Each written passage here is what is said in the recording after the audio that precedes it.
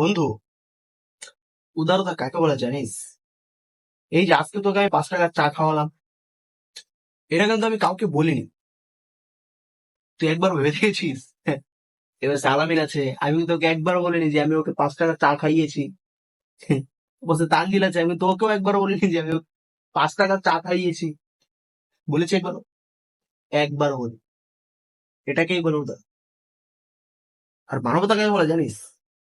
এই যে আজকে তোকে আমি 5 টাকার চা খাওয়ালাম, আরেকদিন তুই আমাকে 10 টাকার চা খাও, অথবা 20 টাকার কফি।